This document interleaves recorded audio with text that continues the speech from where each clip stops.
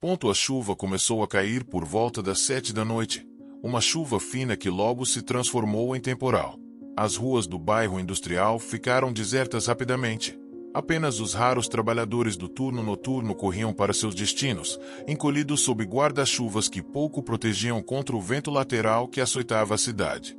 O ferro velho dos irmãos Tavares ocupava um terreno extenso na periferia, cercado por muros irregulares de tijolos aparentes e arame farpado. Durante o dia, o lugar fervilhava com o barulho de máquinas, gritos de trabalhadores e o estrondo metálico de peças sendo jogadas em pilhas desorganizadas. À noite, porém, transformava-se num labirinto silencioso e ameaçador de sombras distorcidas, onde montanhas de automóveis destruídos, eletrodomésticos enferrujados e estruturas metálicas retorcidas criavam um cenário quase pós-apocalíptico.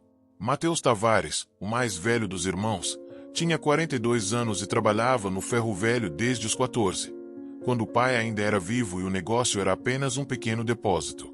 Agora, com o empreendimento expandido, ele supervisionava tudo com um olhar atento e mãos calejadas pelo trabalho árduo.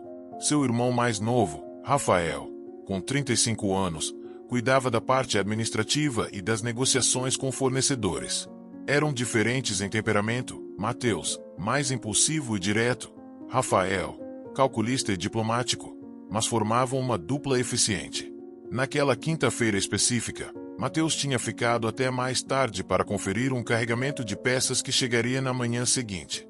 Já passava das 9 quando finalmente trancou o pequeno escritório improvisado num container adaptado e começou a caminhar em direção ao portão principal. A chuva tamborilava no teto de zinco dos galpões, criando uma sinfonia metálica e monótona. Foi quando ele ouviu um grito, fraco, quase sufocado pelo barulho da tempestade, mas inconfundível. Um grito humano, feminino, vindo das profundezas do ferro velho. Matheus parou imediatamente, o coração acelerando. Virou-se para a direção de onde viera o som, mas viu apenas a escuridão recortada pelas silhuetas irregulares das pilhas de sucata. Esperou, imóvel, a chuva encharcando sua camisa. Nada. Talvez tivesse imaginado. Talvez fosse o vento passando por alguma fresta metálica, criando sons estranhos. Então o grito veio novamente. Mais alto dessa vez, desesperado. Socorro! Alguém estava pedindo socorro ali dentro. Matheus correu de volta ao escritório, pegou a lanterna potente que guardava na gaveta e seu telefone celular. Discou para Rafael enquanto já começava a se dirigir para o interior do ferro velho. Rafa, estou aqui ainda. Tem alguém gritando lá nos fundos. Não sei o que está acontecendo, mas vou verificar. Rafael, que estava em casa jantando com a esposa, sentiu um frio percorrer a espinha. Matheus, espera. Não vai sozinho.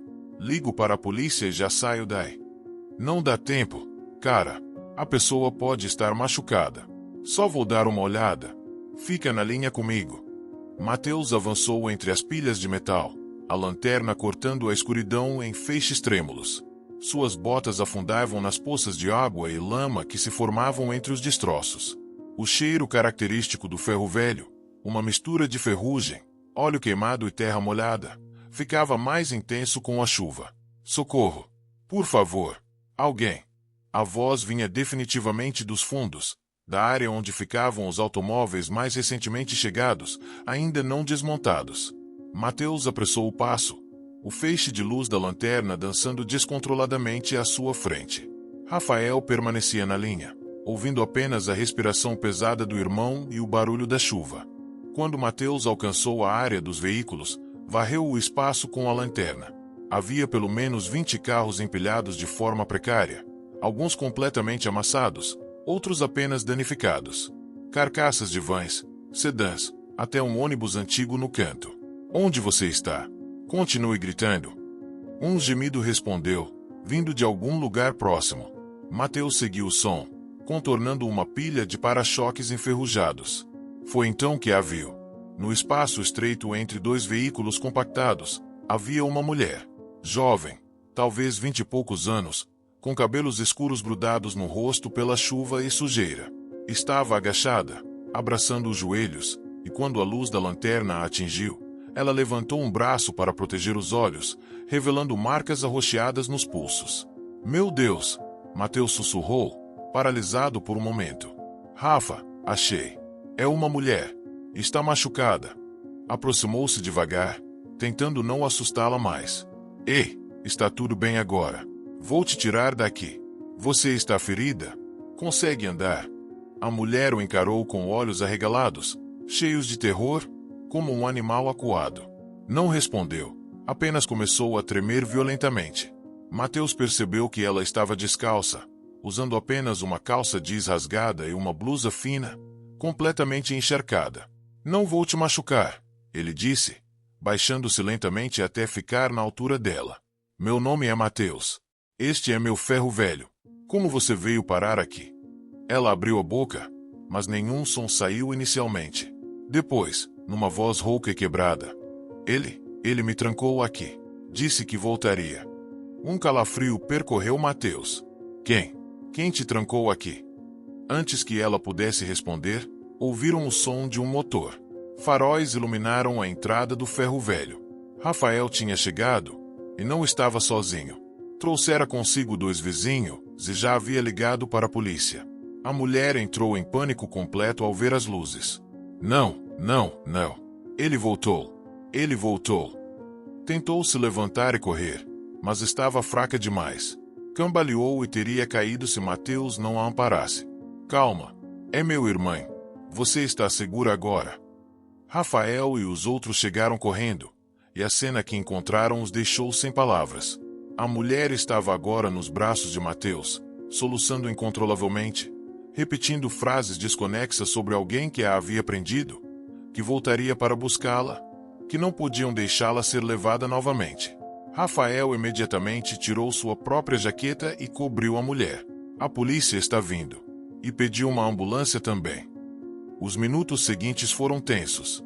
Tentaram fazer a mulher entrar no carro para se proteger da chuva, mas ela se recusou, dizendo que não podia entrar em nenhum veículo, que tinha medo de ser trancada novamente.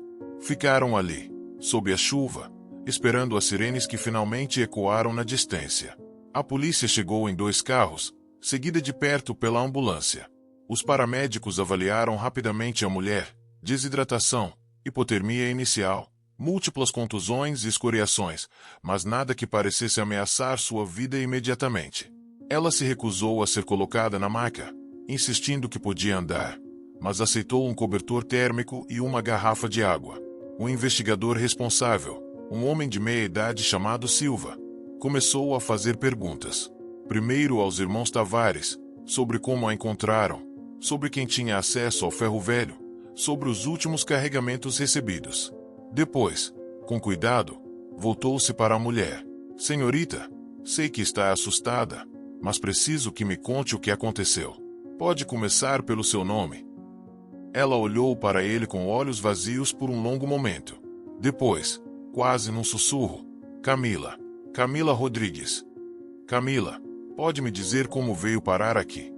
As palavras saíram lentamente, entrecortadas, como se cada uma doesse ao ser pronunciada. Camila tinha 23 anos e trabalhava como atendente numa loja de conveniência no centro da cidade. 3 noites atrás, ela achava que eram 3. Havia perdido a noção do tempo. Estava voltando para casa depois do trabalho. Eram quase 11 da noite, e ela geralmente pegava o ônibus na avenida principal. Mas naquela noite, uma van escura parou ao seu lado. Um homem desceu, sorridente, e perguntou se ela precisava de carona porque estava chovendo muito. Camila recusou educadamente, disse que o ônibus já estava chegando. Foi então que outro homem saiu por trás dela, vindo de uma viela. Antes que pudesse gritar, uma mão cobriu sua boca e ela foi arrastada para dentro da van. O investigador Silva fez anotações rápidas, seu rosto cada vez mais sério. Ao redor deles, mais policiais haviam chegado e começavam a vasculhar o ferro velho com lanternas potentes. Camila continuou. Disseram que ela seria vendida, que era jovem e bonita e que valeria muito dinheiro. Mantiveram-na num lugar escuro. Ela achava que era um porão. Por 2 dias. Havia outras mulheres lá, todas apavoradas. Então, na 3ª noite, disseram que ela causava muito problema, que gritava demais, que assustaria os clientes. Decidiram que ela seria descartada. Descartada? Silva repetiu a palavra com dificuldade, já imaginando o que significava. Um dos homens, aquele que parecia estar no comando, teve outra ideia. Conhecia alguém que pagaria para se livrar de problemas. Colocaram Camila numa van diferente. Ela estava amordaçada e com os olhos vendados, e dirigiram por um tempo que pareceu eterno. Quando pararam, a arrastaram para fora e a empurraram para dentro de algum lugar. Ela caiu sobre metal frio e enferrujado. Ouviu os homens conversando, mencionando dinheiro, mencionando que ninguém olhava aquela parte do ferro velho com frequência, que quando encontrassem o corpo seria tarde demais para rastrear qualquer coisa. Então foram embora. Camila ficou ali, sozinha no escuro, entre os destroços metálicos. Gritou até ficar rouca, mas ninguém veio. Durante o dia, havia barulho ao redor, máquinas, pessoas conversando, mas sua voz se perdia no estrépito. À noite, o silêncio era absoluto e aterrorizante. Sem água, sem comida, ferida pelos cortes das bordas afiadas de metal, ela começou a perder as esperanças. Quando ouviu Mateus caminhando naquela noite, reuniu suas últimas forças para gritar. Foi seu último apelo desesperado por salvação. O silêncio que se seguiu ao relato de Camila era pesado, interrompido apenas pelo som da chuva que começava a diminuir. Silva olhou para os irmãos Tavares com uma expressão grave. Precisamos verificar todas as suas câmeras de segurança, registros de entrada e saída, tudo. Alguém usou seu estabelecimento para isso.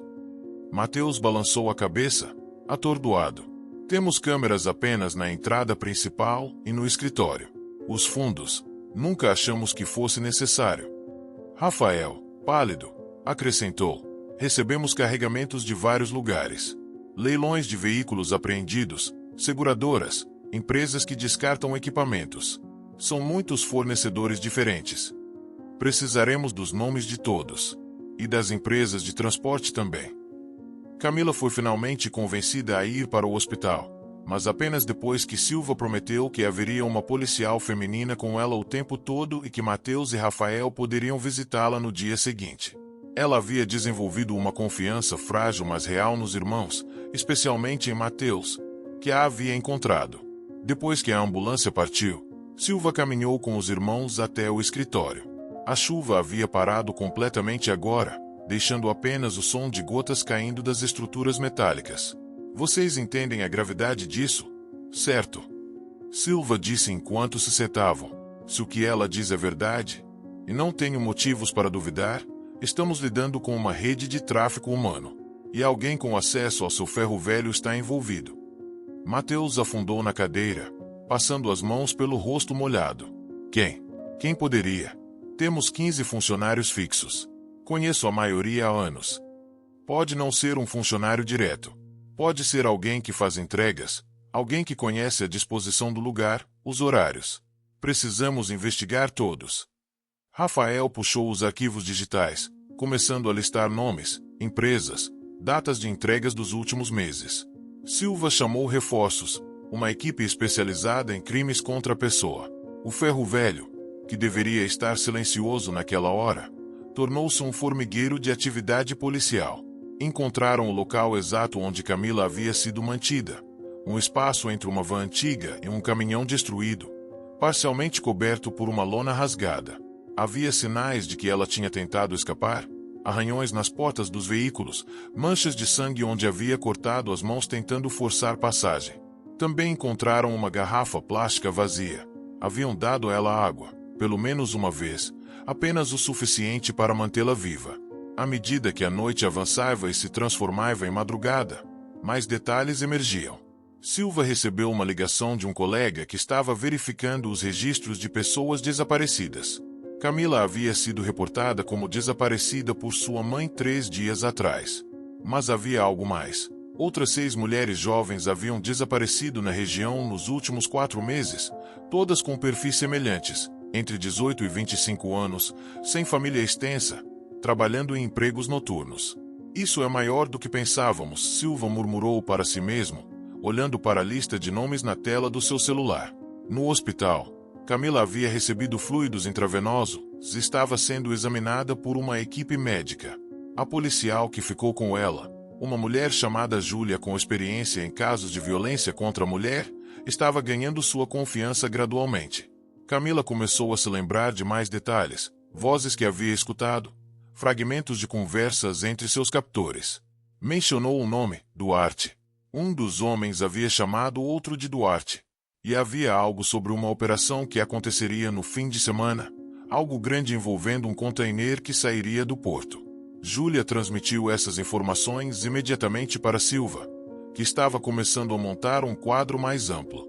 Contactou a Polícia Federal, a Divisão de Combate ao Tráfico Humano. Isso não era mais apenas um caso de sequestro, era parte de algo sistêmico e organizado. De volta ao Ferro Velho, uma descoberta preocupante. Um dos investigadores encontrou, num canto escondido do terreno, evidências de que aquele não era o primeiro uso do local para tais propósitos.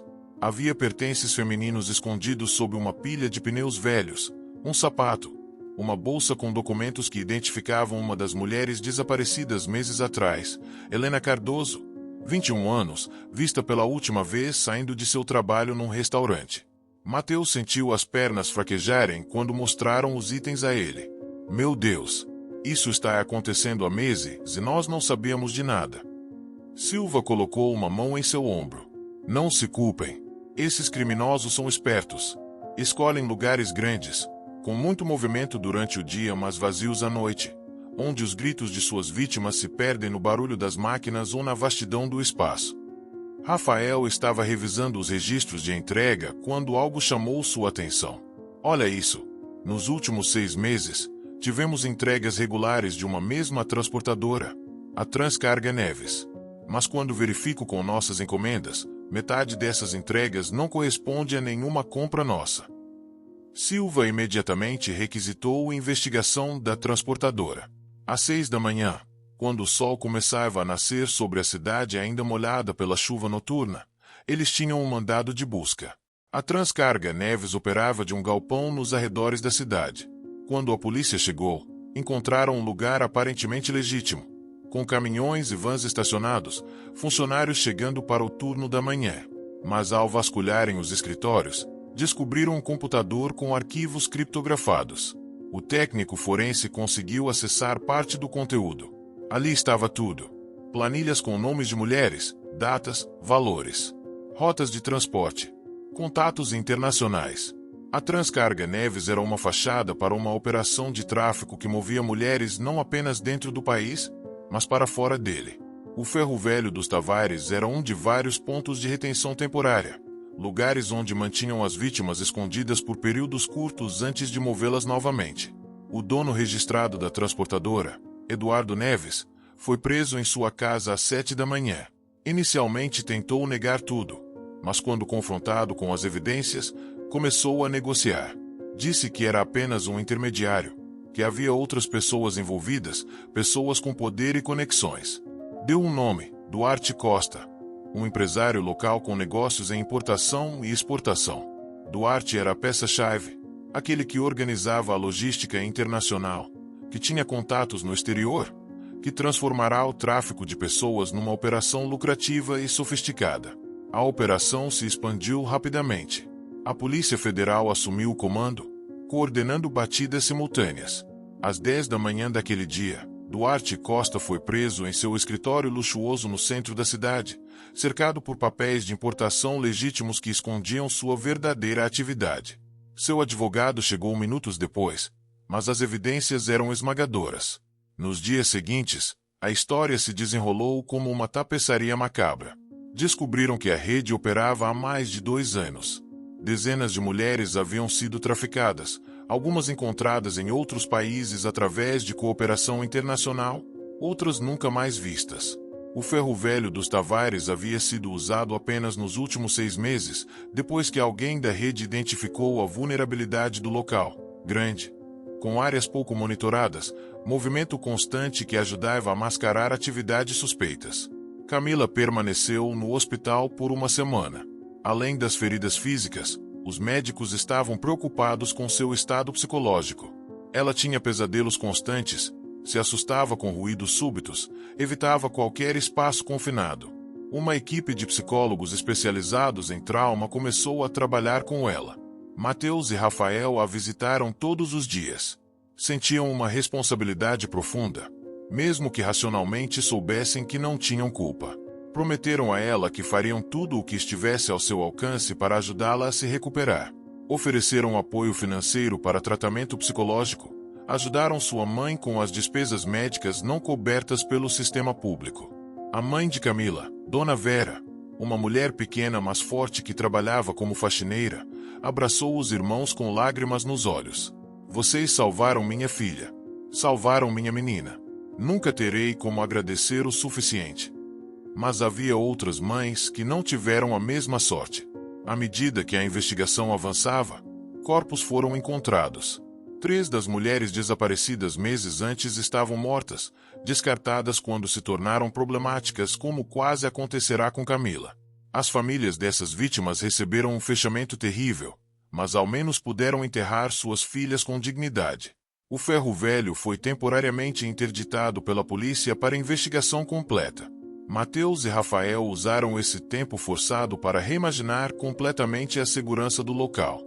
Instalaram câmeras em cada canto do terreno, contrataram guardas noturnos, implementaram sistemas de rastreamento para todas as entregas. Mais importante, estabeleceram um protocolo rígido de verificação de fornecedores e transportadoras. Quando finalmente reabriram, 3 semanas depois, fizeram questão de instalar uma placa discreta próxima à entrada, em memória das vítimas do tráfico humano. Este estabelecimento se compromete a nunca mais permitir que tais horrores se repitam em suas instalações. O julgamento dos envolvidos começou 6 meses depois. Eduardo Neves, o dono da transportadora, colaborou extensivamente com as autoridades em troca de redução de pena. Seu testemunho ajudou a desmantelar completamente a rede, levando à prisão de outros 15 envolvidos, incluindo policiais corruptos que faziam vista grossa, funcionários do porto que facilitavam o transporte ilegal, e até um juiz que havia sido comprado para arquivar investigações. Duarte Costa, o cérebro da operação, foi condenado a 60 anos de prisão por tráfico de pessoas, formação de quadrilha, homicídio e diversos outros crimes. Durante seu julgamento, mostrou-se frio e calculista, nunca demonstrando remorso. Para ele, as mulheres eram apenas mercadoria, números numa planilha de lucros. Camila testemunhou no julgamento, um momento de coragem extraordinária. Com voz firme, olhando diretamente para Duarte, ela descreveu o terror de seus dias de cativeiro, a certeza de que morreria sozinha entre destroços de metal, o desespero que quase a fez desistir. Mas também falou sobre a força que encontrou em si mesma, sobre a decisão de gritar uma última vez naquela noite chuvosa, sobre a gratidão por ter sido encontrada. Quando terminou, não havia um olho seco no tribunal. Até o juiz precisou pausar o procedimento por alguns minutos para se recompor. Camila nunca mais voltou ao seu trabalho na loja de conveniência. Os horários noturnos, a vulnerabilidade de caminhar sozinha nas ruas escuras, tudo isso tornou-se impossível para ela. Mateus e Rafael ofereceram a ela um emprego no escritório do Ferro Velho, durante o dia, fazendo controle de estoque e ajudando com a parte administrativa. Ela aceitou hesitante no início, temendo voltar àquele lugar, mas acabou sendo terapêutico. Ver o Ferro Velho transformado, agora seguro e monitorado, ajudou-a a ressignificar o espaço. Não era mais o lugar do seu terror, mas o lugar da sua salvação. Ali, cercada por pessoas que se importavam com ela, Camila começou lentamente a reconstruir sua vida. Rafael e sua esposa, Mônica, que não podiam ter filhos próprios, desenvolveram um afeto especial por Camila. Incluíam-na em jantares familiares, celebrações, passeios de fim de semana. Gradualmente, Camila começou a sorrir novamente, a fazer piadas, a demonstrar interesse em coisas além da sobrevivência básica. Mateus, que nunca tinha se casado, encontrava-se pensando cada vez mais em como a vida era frágil e preciosa. Começou a fazer trabalho voluntário em organizações de combate ao tráfico humano, usando sua experiência para educar outros proprietários de estabelecimentos sobre sinais de alerta e como proteger suas propriedades de serem usadas por criminosos. A história ganhou a atenção da mídia. Jornalistas queriam entrevistar Camila, escrever livros sobre sua experiência, transformá-la em uma figura pública da luta contra o tráfico humano. Ela recusou a maioria dos pedidos, permitindo apenas uma entrevista cuidadosamente controlada com uma jornalista especializada em direitos humanos. Queria que sua história ajudasse outras pessoas, mas não queria que sua identidade ficasse para sempre atrelada ao trauma. Um ano depois daquela noite, o Ferro Velho realizou um evento especial. Convidaram representantes de ONGs de combate ao tráfico humano, autoridades locais, famílias das vítimas que quisessem participar e a comunidade em geral. Inauguraram um memorial, uma escultura feita de metal reciclado, criada por um artista local, representando uma mulher se libertando de correntes. Na base, os nomes das vítimas conhecidas e uma placa, em memória daquelas que foram silenciadas. Suas vozes nunca serão esquecidas. Camila esteve presente, entre Mateus e Rafael, segurando a mão de sua mãe. Quando pediram que ela dissesse algumas palavras, ela respirou fundo e se aproximou do microfone. Há um ano, eu estava certa de que morreria. Que seria apenas mais um nome numa lista de pessoas desaparecidas, outro rosto num pôster, outro caso sem solução. Mas eu gritei. Mesmo quando parecia inútil, mesmo quando minha voz estava quase perdida, eu gritei. E alguém me ouviu. Ela olhou para Mateus, que tinha lágrimas correndo pelo rosto. Alguém me ouviu e não ignorou. Alguém veio me procurar no escuro. E isso fez toda a diferença. Minha mensagem hoje é esta: nunca desistam de gritar. E se ouvirem alguém gritando, não importa o quão inconveniente seja, não importa se parecer perigoso ou assustador, investiguem. Porque sua coragem pode salvar uma vida. O evento terminou com um momento de silêncio pelas vítimas que não sobreviveram. Depois, as pessoas se misturaram, conversaram, compartilharam histórias de resiliência e esperança. Organizações distribuíram material informativo sobre como identificar sinais de tráfico humano, números para denúncias, recursos para vítimas. Nos meses seguintes, 3 outras mulheres foram resgatadas de situações similares na cidade, graças à maior conscientização pública e à vigilância aumentada. A história de Camila havia criado ondas, inspirando pessoas a prestarem mais atenção, a não ignorarem sinais suspeitos, a agirem quando algo parecia errado. Camila continuou sua terapia, trabalhando através das camadas de trauma. Alguns dias eram mais difíceis que outros. Havia momentos em que o pânico a consumia sem aviso prévio, quando ruídos comuns a faziam reviver aqueles dias de cativeiro. Mas havia também momentos de alegria genuína, risadas com colegas de trabalho, a satisfação de um dia produtivo, a paz de uma tarde tranquila lendo um livro no parque. Ela começou a frequentar um grupo de apoio para sobreviventes de tráfico humano. Ali, encontrou outras mulheres com histórias similares, cada uma em diferentes estágios de recuperação. Compartilhar suas experiências, ouvir as lutas e vitórias das outras, criou um senso de comunidade e compreensão que não podia ser replicado em nenhum outro lugar.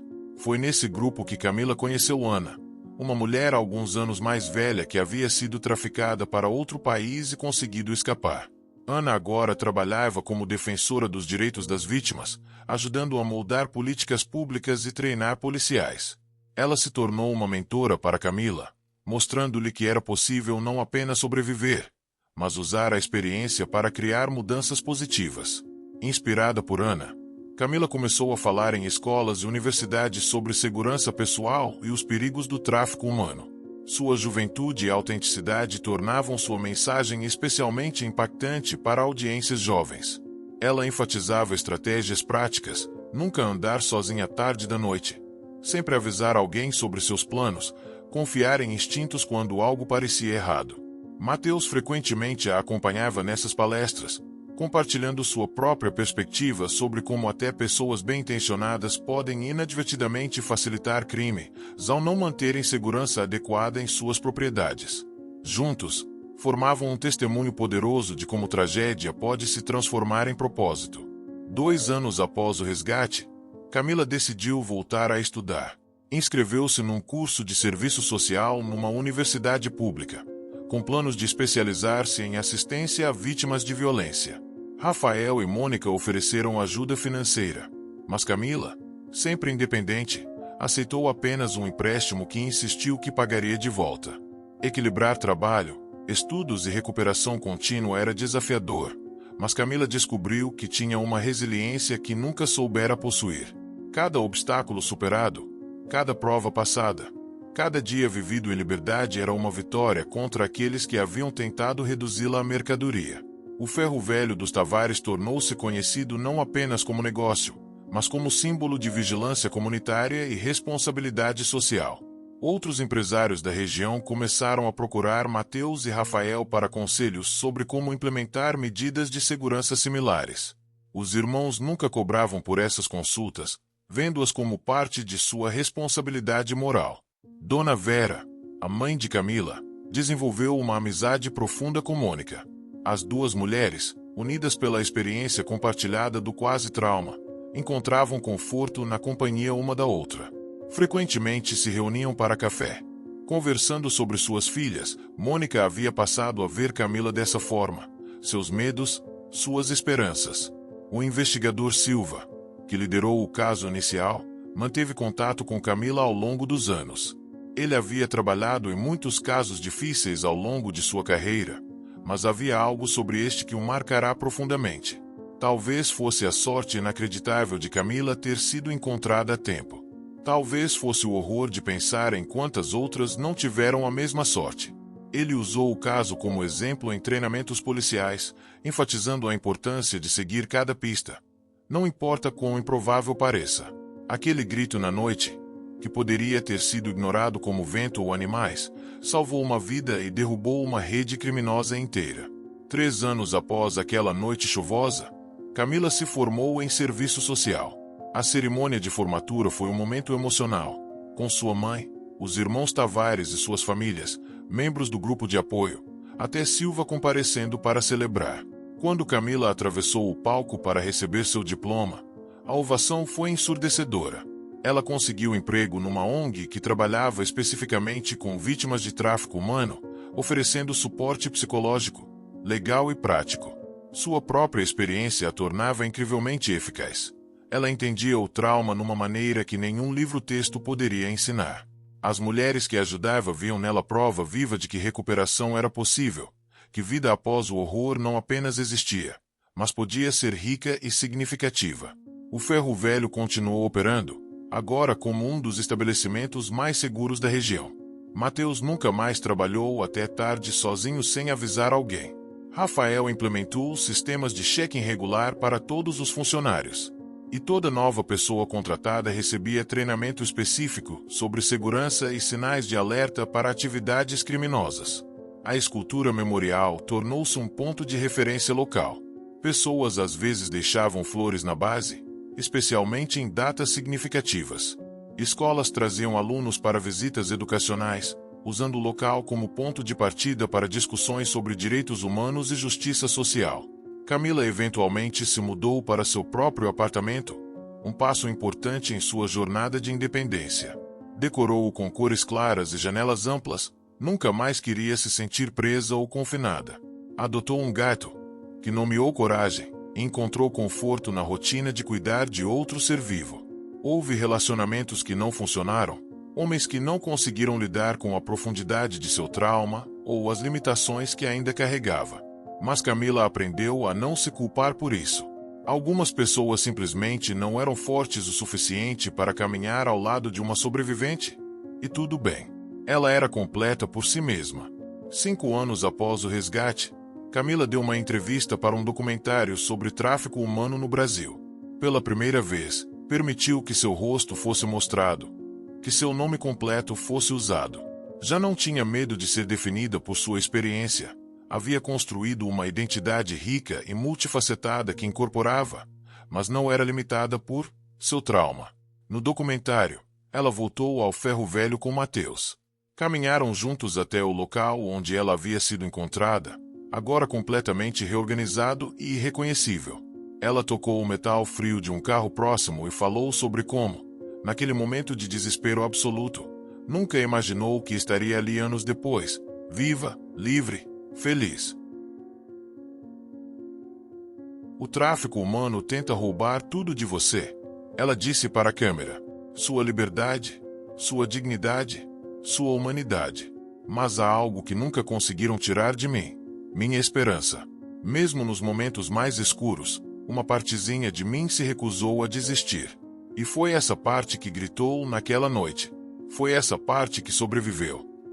O documentário ganhou prêmios e foi usado amplamente em campanhas de conscientização. Camila tornou-se uma voz reconhecida no movimento contra o tráfico humano, convidada para falar em conferências nacionais e internacionais. Mas sempre voltava ao seu trabalho na ONG, ao contato direto com as sobreviventes, porque era ali que sentia que fazia a diferença mais tangível.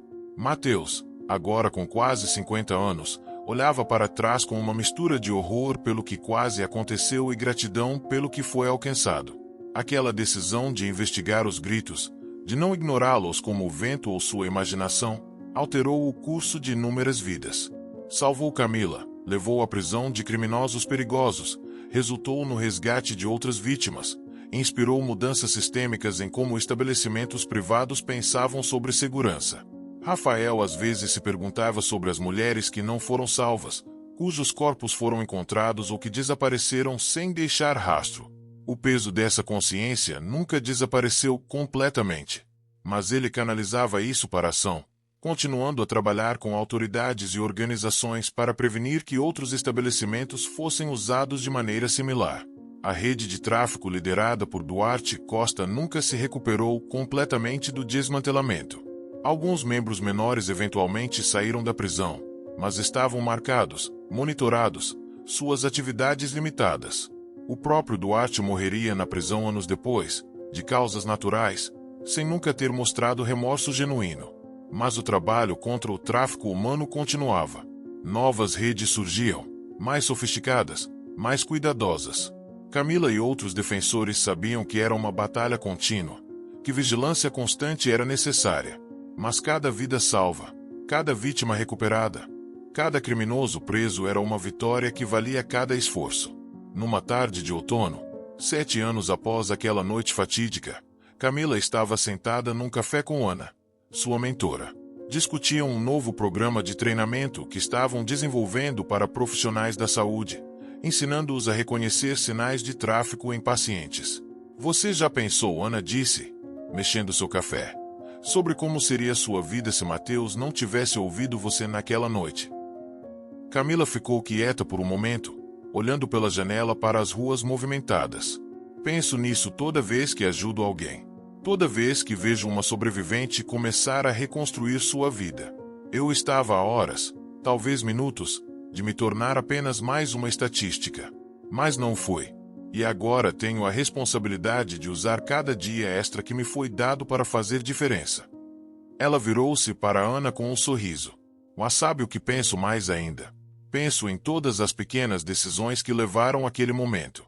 Se Mateus tivesse saído 5 minutos mais cedo, se a chuva tivesse abafado completamente minha voz, se ele tivesse decidido que era só sua imaginação, tantas coisas poderiam ter dado errado, mas deram certo. E isso me faz acreditar que às vezes, o universo conspira a nosso favor. Ana sorriu de volta. Ou talvez seja apenas que ainda há pessoas boas no mundo. Pessoas que param para ouvir, que se importam, que agem. Isso também, Camila concordou. Definitivamente isso também. Enquanto o sol se punha sobre a cidade, lançando sombras longas pelas ruas, Camila pensou em todas as mulheres ainda lá fora, presas em situações similares a que ela havia enfrentado. Pensou nos gritos que não eram ouvidos, nas vidas sendo roubadas em segredo e silêncio. E renovou seu compromisso de ser uma voz para a sem voz, de ouvir quando outros ignoravam, de agir quando outros se paralisavam pelo medo. A história que começou com gritos de socorro naquela noite chuvosa transformou-se em algo maior. Um movimento, uma missão, um testemunho da resiliência humana. E embora as cicatrizes nunca desaparecessem completamente, elas se tornaram marcas de sobrevivência, não símbolos de vitimização. Camila viveu. Ela não apenas sobreviveu, mas prosperou. E na prosperação dela, havia esperança para incontáveis outras que ainda lutavam na escuridão, esperando que alguém ouvisse seus gritos, que alguém viesse buscá-las, que alguém provasse que nem tudo estava perdido. Porque enquanto houvesse pessoas dispostas a parar e ouvir, a investigar em vez de ignorar, agir apesar do perigo, haveria esperança. E a esperança, como Camila aprenderá, Era a mais poderosa arma contra a escuridão.